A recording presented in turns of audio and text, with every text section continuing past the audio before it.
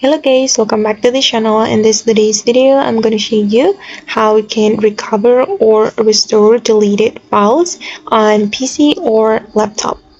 Okay, and first of all, I'm going to open my file explorer, and let's say that I accidentally delete this file. For example, I'm going to delete it.